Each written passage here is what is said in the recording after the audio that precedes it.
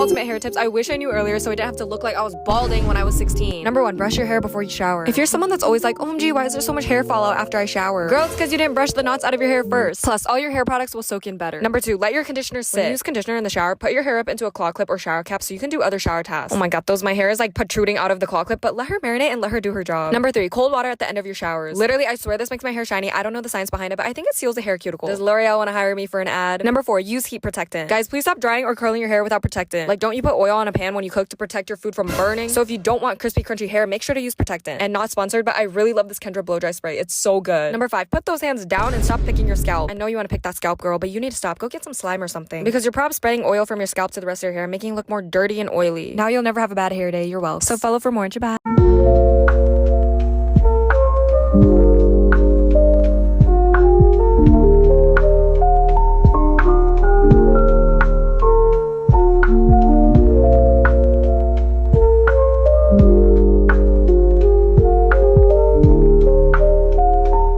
Here's how I grew my lashes to be voluptuous because my lashes used to be as non-existent as my ass. First of all, my holy moly grail DIY lash serum. Guys, growing your lashes is a marathon, not a race. Which is why I never use store-bought lash serums, I just make my own. But I take a 1-to-1 ratio of argan oil, jojoba oil, castor oil, and I mix it together. Then I take a spoolie and coat my lashes with it at night before I participate in my favorite hobby, aka sleep, and then I wake up and wash it off. This definitely took at least 2 months for me to see visible change, but I've been doing this for years now and my lashes are fuller and thicker than ever. Like, can I use this on my ass or no? Okay, another thing I do is I use the love of my life, aka Vaseline, on my lashes. If you follow me, you know I've been said this, but Vaseline is perf as a lash primer when you're wearing makeup, and if you're not, it works super well as a natural mascara. I've been doing this for years because my mom never let me wear makeup when I was younger, so I use Vaseline, but I only use it on the tips of my lashes, and I swear it made my lashes thicker. Next, I only use oil makeup removers for my lashes. I solemnly swear by the Heroin mascara remover. It's like magic in a tube. It takes off my mascara so seamlessly, and then I use the Garnier Waterproof Micellar Water to soak my lashes. And key tip, never rub your lashes. That's why your lashes are always falling out. I swear to God, I haven't lost a lash in years. Like, girl, this is not tug of war. I really love these products, man. Hey, maybe you hear me out? Oh my god, my love life is so sad. But anyways, my last tip is to put down the falsies. Lash glue is probably ripping your lashes off, and maybe take a break from mascara too if you're really dedicated to growing your lashes. Hopefully this works for you. LMK, follow for more, follow the gram. Working as a beauty content creator, I have tried out an insane amount of mascaras, and these are the ones that I genuinely think are actually worth your money. First of all, we have the Hourglass Unlocked Instant Extensions Mascara. This is honestly one that I never would have thought to try, but they sent it to me and now I absolutely love it. The applicator is also very similar to the Glossier Lash Slick and the Milani Highly Rated Mascara, if you're familiar with those. But this goes on like an absolute dream. It keeps your lashes curled and doesn't weigh them down. It doesn't flake under my eyes, and it gives some decent length and also builds up really easily for non-clumpy volume. I really like this one. It's heavily underrated. Next up, we have the Maybelline Lash Sensational Sky High Mascara, and I have this in the waterproof version. And this applicator is very similar to the Hourglass one. But this, if you are looking for true waterproof, look no further because it takes me a while to get this off. I have worn this in crazy humid weather before and it does not budge. I specifically got this for a crazy humid day where I knew I needed my mascara to stay put. Like, that's every day, but it was a special occasion, so I needed something that was going to stay and not flake off. So I picked this up from CVS and absolutely no regrets. I love it so much and it stayed in place. And Sky High is definitely an appropriate name for this. I love the length it gives, and honestly, this is just a classic for me. Next up, we have the Lancome Lash Idole Mascara. Here's this applicator. It's a bit curved, so I love to use this side to apply my lashes because it kind of hugs them and curls them upwards. It holds a great curl and it gives some nice length while defining beautifully. This is just a very versatile mascara and it doesn't flake off either. Love it. Next up, we have the Tower 28 Make Waves mascara, and honestly, this one and the Lancome are pretty much like equal for me. This applicator is curved like the Lancome applicator, but it's like curved a little bit differently, but still, it's going to hug your lashes and it pushes them up for a beautiful curl. And yeah, it honestly matches up with this one on the other aspects too. It's not clumpy, it doesn't flake, it gives some nice length, and the volume is like, I would say like wispy. It's more of a lengthening mascara in my opinion, not crazy volume. However, if you are looking for volume, this mascara will get you there, and this is the Rare Beauty Perfect Strokes Volumizing Mascara. I'm 99% sure, but it doesn't say it on here, and I can't look it up because I'm using my phone to film. But this has a bit wider, more fluffy applicator, and it is definitely going to give you that volume without making your lashes look clumpy. It also gives a decent curl, a bit of length. I really like this one. Then we have the Fenty Beauty Hella Thick Volumizing Mascara, and this is again a more volumizing mascara, but it does not get clumpy either. And honestly, this one gives a great amount of length as well, and it's really easy to discern like whether you want like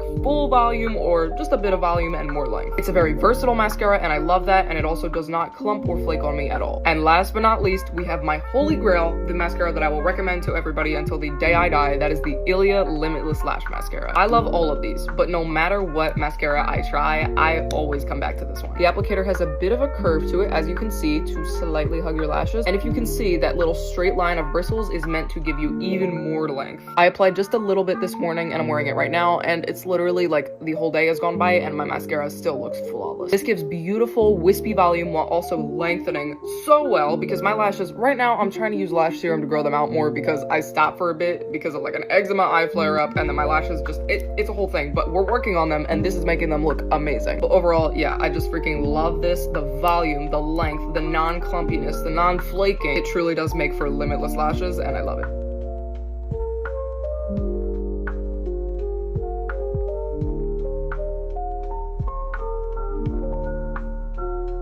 Here's how to know if you have a cool, warm, or neutral undertone. Knowing your undertone is super important. If you wear the wrong colors for your undertone, you can appear unwell or washed out. So look at the veins on the inside of your wrist. Warm undertones will have green veins, and cool undertones will have blue and purple. Neutrals will have a mix. For the red lipstick test, you want to see which tone makes your teeth look most white. If it's an orangey red, then you're warm. If it's a blue tone red, then you're cool. If both of these look good, you guessed it, then you're neutral. The last way is with your jewelry. Warm tones suit gold jewelry, whereas cool tones flatter silver. Neutrals will look good in both. Ultimately, your best colors will depend on your color season, and if you haven't yet, definitely sign up for the waitlist for my virtual styling services. Check the link in my bio if you want to get style advice personalized for your body type and color season. These are all my tips on how to find the best jewelry. You guys know I'm jewelry obsessed and I've been collecting jewelry for years, and these are some of my favorite tips. Number one, when you're choosing jewelry, try and go for 14K gold and up. That's how you know that they won't tarnish and you can wear them while you sleep, while you shower, and all that good stuff. The higher you go, the better the gold.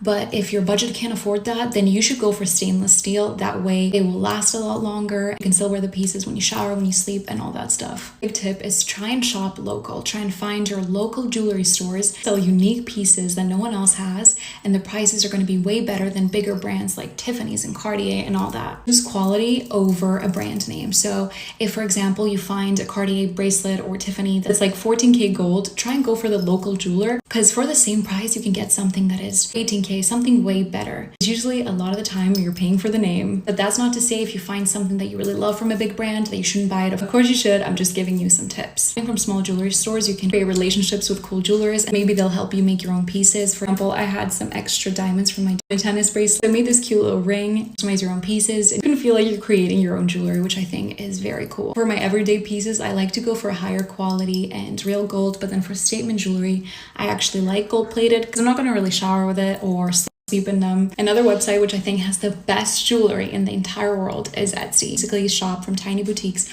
all over the world and find really cool stuff.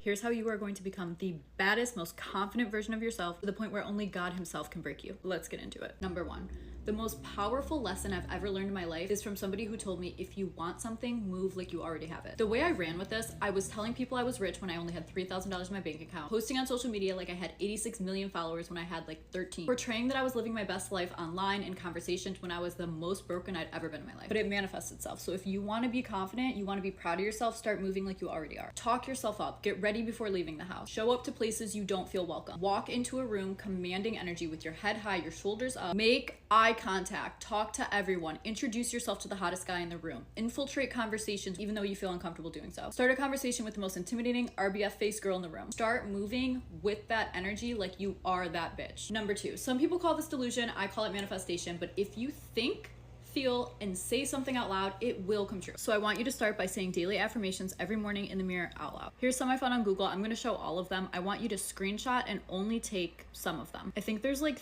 35 or something here. You're not gonna say 35 sentences every single morning, but take the ones that you resonate with or don't resonate with, because those are the things you need to work on, and make your own little list. And here's my daily affirmations, because I know someone's gonna ask. They're not all about confidence, but some of them play into that. We'll talk about it in a second. This may seem silly, you may not believe in it, but please just trust me and try it. I promise you, the things that you say, you start to think and feel, and those things start to manifest in your real life. When someone puts me down or discredits what I'm doing, it does not faze me, because I know I'm on the right path in life and no one can take this from me. That's one of my daily affirmations. When it comes time to make a big decision, I no longer stress about that decision or wonder if I'm making the wrong decision, because I trust my intuition and I allow it to guide me. It's another one of mine. When I have a bad day or something goes extremely wrong in my life, everything is unfolding perfectly according to the divine plan of my higher self. When people treat me poorly, I release all that is not in alignment with my higher self, and I surround myself with people who support my growth. You will start to notice that when these things happen in your day-to-day life, they don't shake or break you. I hear these phrases in my head, I feel them, I believe them, and I carry on. It's like that purple shirt theory. If somebody were to come up to me on the street and say,